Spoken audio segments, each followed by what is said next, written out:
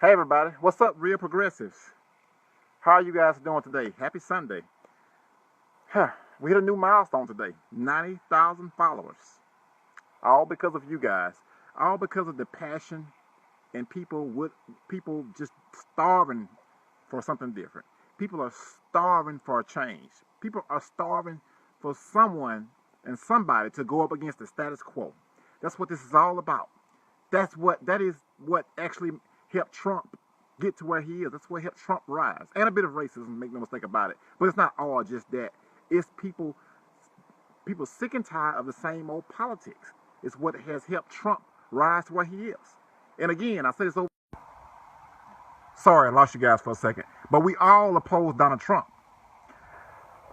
He doesn't represent our ideas. He doesn't represent us. He is taking advantage of people being desperate for something different. He's taking advantage of people starving for change. But it's just not the right change. Hillary Rodham Clinton, on the other hand, is playing on people's fear. She's playing on people's fear, and she's taking advantage of people's fear. That's basically what she's doing. Now, I hear a lot of opponents of a revolution saying things out there, saying things in the context of, well, I can't wait till this election is over. And don't get me wrong, I understand some frustration with this election because we all are. This is a complete joke. One of the worst elections we've seen in a long time.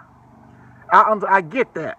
But what I don't get is when you criticize Hillary Rodham Clinton, when you bring up her email controversial, when you bring up the fact that the candidate that you're saying that we should vote for can't even stay out of trouble with the law, when you bring that up, we thinking like, okay, now you want the election to be over. Do you guys really think that after this election is over, that means we're going to just stop calling her out on her BS? Is that what you guys thinking? Is that what you guys are really thinking? Because if it is, I have oceanfront property on planet Jupiter that I would love to sell you. That's what I would love to sell you. This election this election doesn't define us, but what it has done is taught us. This election has taught us to be hungry, to continue to stay hungry, to continue to keep moving forward, change. That's what this election has taught us. If you think that this election ending is going to make us, I don't know, stop calling her out on her BS, I don't know what to tell you. If you think it's going to make us stop talking about that taxes don't fund federal spending, I really have some bad news for you.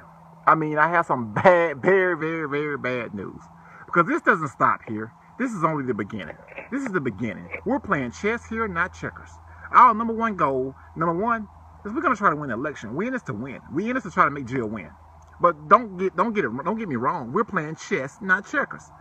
Our goal is to get Jill Stein to 5% so she can get matching federal funding. So we can challenge if we have to deal with a Hillary Rodham Clinton presidency or a Trump presidency in 2020 so we can bounce them out of office. That's what this is all about. That's why we're pushing and fighting so hard. But as I've even learned, as I've opened my eyes up, it's not that we just have to fight her.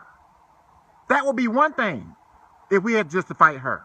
If we had to just fight her, that would be one thing. But we have to fight people out here that just have turned into sheepdogs for Hillary Rodham Clinton. They have turned into zombies. They have turned into parrots. They don't give a damn what her emails say. They will still support her. They don't give a damn if she do anything illegal. They don't care. That's where we at. I tell someone about economics and their response is okay. But when we hit another recession, then because of the lack of spending in our economy, at that point, I guess you guys gonna want to listen then, but it's gonna be too late because at that point the debt hawks are gonna have so much political capital, it's gonna be too late to stop them. That's where we at. That's where we're gonna be. If you guys don't stand up and push forward. The corruption we've seen is that it has been unveiled, probably the most has ever been unveiled in our political history. I've never seen anything like it. Bernie Sanders helped blew the top off corruption. He helped blew the top off the corruption with his campaign. You and I helped blew the top off the corruption because everything that we've seen in this election, everything that we've seen, all of the bad habits and bad behaviors on the part of the DNC is the same things that you and I were calling about all along. You and I. It was you and I who called these actions out. You and I. And unfortunately, we ended up being right. And after the DNC chairwoman stepped down, immediately Hillary Rodham Clinton put her on her campaign team. What does that tell you? These guys aren't working for us. They're not working for us, and they don't give a damn about us. Only person that cares about us is us. Real progressives. The progressives sticking together, because that's what this is all about.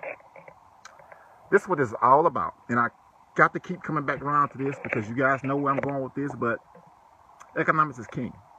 Economics is king, and if we don't stand up for economic justice, then everything that we're talking about, everything that we're fighting for is a complete waste of time. A complete waste. Everything that we're fighting for will go kaboof. It's a waste of time if we don't stand up for economic justice. If we're going to let the dead hawks continuously cut spending, continuously cut GDP, if we're going to continuously let them do these things, we might as well just go home and just go watch football. And I love football, but we might as well just stay in the house and watch football all the time. That's what we might as well do. Because if we don't do anything differently, then we're wasting our time. Taxes doesn't fund spending at the federal level. We're not going broke. We're not a nation that has ran out of dollars. Think about that. Run out of dollars? When someone says the United States government has ran out of dollars, you have to really put in context exactly what they're saying. You got to put in context what they're actually saying when they say that our government has run out of dollars. Taxes don't fund spending at the federal level. When we pay taxes to the Federal Reserve, federal government, they go into the shredder, deleted out the system, purged from the system. That's where they go. The Federal Reserve mark numbers up and they mark numbers down. They subtract numbers up and they subtract numbers down from their account. That's what it's all about. Speaking of football, I know some of you guys probably watching football right now. I watched a little football earlier on a Sunday. That's football. The NFL in this country is key when it comes to things that try to get you away from just for a moment of the things that frustrates us so bad. Because if you don't have some kind of comfort in any situation, it would take a toll on you. It would take a toll on your health. It would take a toll on you mentally. So as I bring up football for a second, think about this. They say the government has run out of money, right? Think about this. I was watching the football game earlier, Carolina Panthers and the Cardinals. When the Panthers scored 7 points, where did the points come from? They didn't come from anywhere, right? They just changed the numbers on the scoreboard. That's what basically happened, right? Did that subtract numbers from the other team? No, it didn't. Now, if the team continues to score, would the football stadium run out of numbers to give the other team? No, it sounds ridiculous, doesn't it? That's how ridiculous it sounds when the federal government says we run out of money. Because the Federal Reserve is only the scorekeeper. That's what the Federal Reserve does. It keeps score. So if we're in a situation where we think that because of football team, if it scores too much, we're going to run out of score numbers to give the other team, that's asinine. That's what we're dealing with now. Or if you're in the NBA, it's like saying we can't shoot so many three-pointers because if we do, we will run out of numbers to give the other team. And that's what we're doing right now. We're saying we can't shoot so many three-pointers because if we do, we won't have any money to work with. And what I mean by three-pointers is we can't have universal health care. Because if we shoot too many threes, then we won't have anything left in the budget. Or we can't have free college because if we do, that means that there'll be no more money left in the budget. Or we can't go for the big home run like Medicare for all because we won't have if we let the team hit too many home runs, then we won't have enough points to give the other team. Really? So basically, it's like saying, we can't continuously run up the score because we won't have enough numbers to give to have enough numbers to put in the economy. Because all the Federal Reserve does is credit accounts. Banks has accounts just like we do with the Federal Reserve. The banks credit account. Ben Bernanke has said this plenty of time while under oath. Where do you get the taxpayer money from, Mr. Chairman? We get it. We don't get it from anywhere. We just credit accounts. That's it. When they put money in your account, they add numbers to it. When they take money out of your account, they subtract numbers from it. The federal government doesn't gain any money. It doesn't lose any money. That's how it works. That's how it works. We need universal health care. I agree, Victor. And college, free tuition college. But the fight we having with these debt hawks and even the regular folks is getting them to understand that taxes don't fund federal spending. Getting them to understand that. Regardless of whom you're voting for in this election, this is king. Regardless of whom you're voting for. This is king. Economics is king. It's a big part of what we do. Money makes the world go round. That's what this is all about. When we get out here and start talking about these programs, what is the first question that they ask us? Well, how are you going to pay for it? That's their number one question. Okay, we're gonna have to we all got to come together to start telling them, you know what? Taxes don't fund spending. But me alone, or a few other people alone, or even some of the few brightest economic advisors in this country, Stephanie Kelton, Randall Ray, even just those few alone are not gonna tilt this thing one way or another. We need an army. We need you guys, real progressives. You guys are capable. You guys are capable. You're capable because our ancestors have shown us the way. We owe a debt to them. We owe a debt to those that came before us, and we always will. The only way we repay that debt is we show them that we're going to take the torch to the next level. Economic justice, economic equality. We take it to the next level. The way we take it to the next level, we have to organize, we have to stick together, and we have to stop being in separate camps. Progressives are progressives. That's it.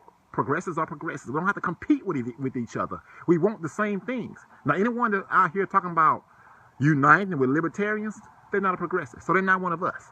That's what we have to keep in mind. Progressives are progressives. There's no need to compete with each other. There's no need to try to, outdo each other. Let's just take that energy and put it together. We show them what we can do. We show them what we can do when we do that. This thing has it. Listen, real progressives is at 90,000 followers. That's not easy. That's not a small task. That's like 90,000 people that just starving for change and just reject the system. But it's a lot more than that out there. It's a lot more. There's millions of people out there that are tired of seeing the same old games in Washington. There are millions of people. Now the Hillary Clinton supporters, they're a whole nother breed. They're a whole nother breed. But one thing for sure, if Hillary Clinton does lose and Donald Trump does become president, I can guarantee you that everything that we're talking about now, they'll be on board with it. Anything that'll go against Trump. I'm not sitting here saying that I can sleep well at night with a Donald Trump presidency, because I can't. But I also can't sleep well at night with a Hillary Clinton presidency, because I can't. But you can bet for sure that we can co-opt those vote blues into progressives. But you know what would be different this time? If we can take over the House and the Senate, we put things on our terms. We flip the things to being on our terms. We control the policy. But we're not Tea Party. We're not like the Tea Party where they wanted to not raise the debt ceiling, which was childish. Matter of fact, we need to get rid of the debt ceiling altogether. That's one of the most stupid things we have. I don't know any other nation that has a debt ceiling. And you guys know how the debt ceiling is always eventually raised. It's always eventually raised. If the government could ever be in a situation where it runs out of money, that debt ceiling wouldn't be raised. They would actually make serious cuts, which they have made serious, stupid sequester cuts in a country that's monetary sovereign. And what helps them do this is the number of people that don't give a damn. I try to tell them, Steve try to tell them, some of the brightest minds in the world that's really keen on economics try to tell them, and they just shrug it off like it's no big deal. They shrug it off like it's no big deal. That's why we are the way we are. I told someone this recently, and their response was okay. And I'm like, you know what? That's why we have a stupid debt ceiling fight in a country that's monetary sovereign. In a country that creates its own currency, we have a debt ceiling fight. A debt ceiling. Because we think if we score too many points in a football game, that we'll run out of points to give the other team. That's just how asinine it is. That's just how stupid it is. And it's not just that. It's one thing to be ignorant, but it's a whole entirely different situation to choose to be ignorant. I don't get it. I do not understand. You have people that choose to be ignorant. They don't look at the information that you put in front of them, but they want to talk and run their gaps, run their mouth about things they know nothing about. If I don't know something about something, I'm not gonna run my mouth. I'm gonna try to get educated on the subject so I can know. As Steve said, I'm not ever gonna try to be a full cup. What you mean by full cup is a situation where the cup is full and it doesn't accept anything else. And you pour anything else in it, everything else runs out. A full cup. The times that we are in are too dangerous to be a full cup. The time that we're in are too dangerous to vote based on fear, because you'll get the exact thing that you're afraid of. The times we live in are too dangerous. It would be selfish for us. It would be selfish of us in the dangerous time we live in to vote out of fear, because the next generation is counting on us. Can you imagine during the civil rights era? Can you imagine doing slavery if they acted out of fear?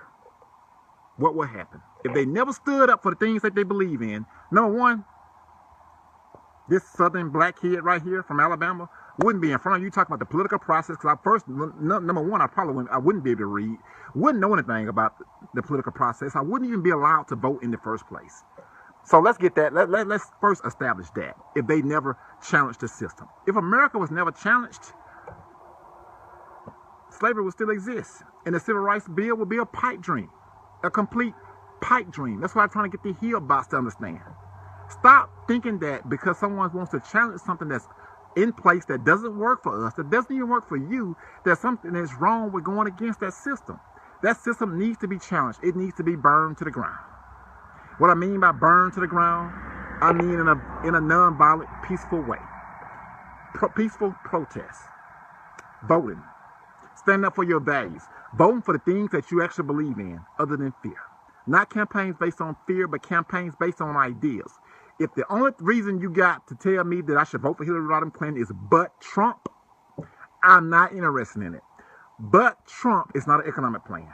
I know but Trump isn't going to bring real change in America. I know but Trump is not going to end police brutality. I know but Trump is not going to put us in a situation to where we get to a situation to where we stop being the only industrialized nation in the world that doesn't have a quality, decent healthcare system. I know but Trump is not going to put us where we need to be. But you know what I know but Trump will do? I know but Trump will keep us voting for BS candidates election cycle after election cycle. Because you know why? Because the establishment has already knows now that since we've voted out of fear, that they're going to be able to make us vote out of fear every election cycle. Every election cycle. And you know what? If you look at it from their standpoint, you can't even blame them. If I know I want you to vote for Hillary Clinton because I know she's going to take care of the top 1%, but I'm a little afraid that you won't vote for her because you don't like her, then I put up a Frankenstein like Donald Trump in front of you. Someone who's not even trying to win anyway, someone who prefers Hillary Clinton to be in office because she will look out for him anyway, and then they get their neoliberal. They get a person that will stand up for them. And it makes us bury all the ideas that we care about. It makes us put our ideas that we care about to the side. It makes us say, you know what? I know I really want to have this policy put in place. I really want to fight for this, but since we got Trump running right now, I'll just worry about it next time. And then when the next election cycle come around, they're going to put another Trump in front of you. And then they're going to make you say, you know what? I know I want to really get these things taken care of. We really need to tackle these issues. They're serious issues. They mean a lot to me, but the election is too serious right now, and I have to stop this person from winning. I really just deal with this person. And then you bury your ideas again. And then when you get to the next election cycle, guess what they do again? They put another Trump-style candidate in front of you again. And you say, you know what? I know I care about these issues, but you know what? The times right now are just too challenging. It's too serious for me to fight for those issues right now. So then these issues get put to the side. And then that cycle continuously happens year after year, decade after decade, election cycle after election cycle. And the issues that the people care about never make it to the forefront. This philosophy kills people. This philosophy kills people. You got someone that's sick that need universal health care. They not getting it. It's getting put off to the next election cycle. And then the next election cycle. You got someone that's sitting on death row that's innocent. That shouldn't be in prison. But you you're putting it off again this election cycle. And then the next election cycle. And by the end they're dead, it's too late. Voting for the lesser of the two evils is the most brilliant strategy ever used against us to put a rigged system in place. The most brilliant system ever by the establishment to keep a rigged system in place. And if we never stand up to it, this is what we're going to get. This is what it's going to be. So you Hillary Clinton supporters out there that say you can't wait for the election to be over. We're not going to ever stop calling Hillary Clinton out, even if she becomes president. We're going to hold her feet to the fire. We're going to hold her feet to the fire and try to bounce her out and defeat her in 2020. What I mean by bounce her out in 2020, I mean defeat her in 2020. Stack the House and Senate with real progressives. Take out of the Tea Party book. Take the plate out of the Tea Party's book. Not that hatred part. Not the stupid science part. But the part where they organized and took over Congress. And had Republicans at their fingertips. If only they had a real sound plan. Maybe they could have actually got something done. But you and I have a plan. You and I know what we want. We want them to start spending on us, the other 99%. We want Medicare for all. We want free college. We want to end some of these disastrous wars. That's what this is about with us. It's not so much about cutting out military. It's just about reallocating the way we're using our system, the way we're using our funds. That's what this is all about. That's what this is about. We can do this because we put a man on the moon in 10 years. We can do this because we're the nation that went through a civil war and ended slavery. We can do these things. We can do these things because past history tells us so. Past history tells us so, and we have blood, sweat, and tears from those that came before us. They fought for the ultimate sacrifice. These guys fought to end slavery in a time when laws was against them. Every law was against them. No one on their side. No one. But make no mistake. Make no mistake. What helped them, what helped the movement, what helped in slavery, what helped got a civil rights bill, was the people that wasn't affected by it. The MLKs of the world, they all did their part. They all did their part. But if it wasn't for a large number of white people helping along that was just as sick and tired of civil rights, then it doesn't get done. The bill doesn't get done. Slavery doesn't end. It has to be people that it doesn't affect to care to give a damn to. It takes some of those people too, because those people are already on the inside. See, it takes those people too. Without those people, it doesn't get done.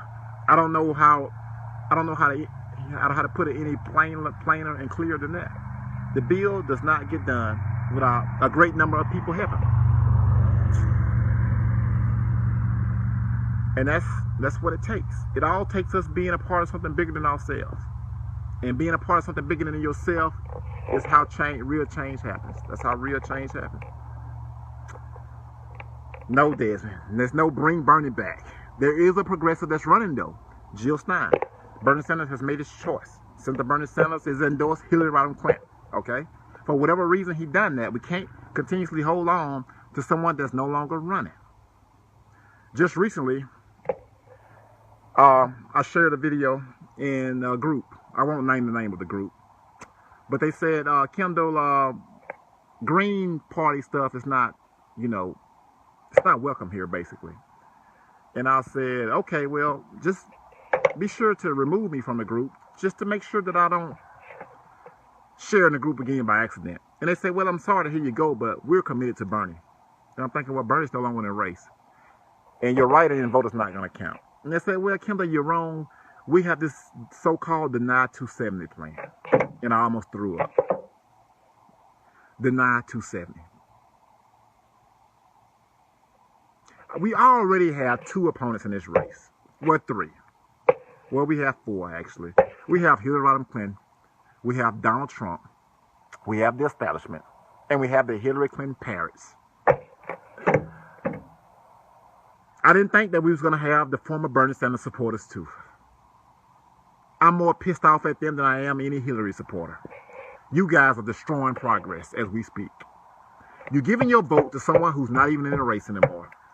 You're giving your vote to someone, your entire ballot may be through in the shredder. What's the plan? What's the whole purpose of being a part of a cult? The cult of personality. It doesn't make any sense, guys. Now, you got behind Senator Bernie Sanders for his ideas, I hope. If you got behind him just because of the man, then we're in trouble here. You have to be able to call out the people that you like or even love when they're wrong. There's nothing wrong with that. Parents do it to their kids every single day. It's time for you guys to start doing the same thing. There's nothing wrong with that. You hold them accountable because you like them. You hold them accountable because you love them. That's what this is all about. Unconditionally. That's what this is all about. Force them to do the right thing. There were politicians, I think it was FDR, for example. Even President Obama once made the comment, push me to do the right thing. When the masses, a progressive movement like we have now, pushing the leaders to do the right thing, if they're really serious about being a progressive, the impact would be very positive. I'm here to say. Under Hillary Clinton presidency, when she's more conservative than anything, more conservative than anything. All I know is in the 90s, President Clinton sold us out to win over the white conservative vote and try to prove how tough on crime he can be. Slash welfare, slash things for the needy, and all to balance the budget in a country that's monetary solid. All to balance the budget in a country that's is the issue of his own currency. And what happened when he took that money out of the economy? A recession followed. He took that money out of the economy and let the country, instead of running a deficit, we ran a surplus. But we did actually still run deficits. But you know who ran a deficit? You and I. Well, I was a kid, but you guys get what I'm saying. We ran private sector debt. And private sector debt is unsustainable because you and I cannot issue our own currency. This recession could have been over sooner. Could have been over sooner. At a time when we have a weak economy, job numbers aren't very well, that's the time that you want to tax less, to let the people keep more of their own money in their pockets. They could have ended the FICA, stopped taking FICA out of people's check and gave people extra $300 to $600 a month. That would help people pay their mortgage. They would have made this turnaround a lot faster. That's the truth. That's the truth. Why not? Why not? That's like one of the most progressive American things. Let's stop withholding so much tax during these times and let these people rebuild themselves up from the bottom up. That's what America was built on, right? But we didn't do that. We didn't do that. We did some temporary measures here. That worked. That worked. But when that stimulus ran out, it was nothing it was nothing to keep the economy moving. I mean, the growth this is one of the most slowest recoveries that we've ever seen. It's because a group of people in Washington, and the Republican and conservatives in Washington, wanted to cut spending at a time when we needed to be spending money. I remember when they first did the stimulus bill, it was up to $1 trillion. I'm thinking, okay, then all of a sudden, after Mitch McConnell and them got through with it, it started dwindling down to $700 billion. I'm thinking, oh my God, this is not going to be enough. It's not going to be enough.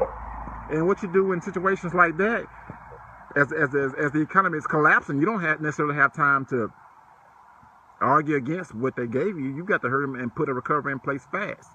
But this recovery could have turned around a lot faster if we get people to understand monetary policies. Too many people in Washington that don't understand monetary policy. Too many people. Matter of fact, I don't know a major politician that at least has publicly said they do anyway. Warren Mosley, maybe. He ran for office once, but he didn't win. So I don't necessarily think I can count him. Bernie Sanders, I think, does. Jill Stein, when she says she wants to cancel the student debt, the same way we cancel the debt for the crooks on Wall Street, she has some idea of it. That's what this is all about. But you and I are going to have to stick together. You and I are going to have to stick together even after this election. We have to do what they say we couldn't do. We have nothing to lose. They've already counted us out. They've already said that we were crazy. They already said we were naive little kids. I'm going to leave you guys with this. Just remember, during the civil rights era, during slavery, those people were called naive little kids. Thank God for them.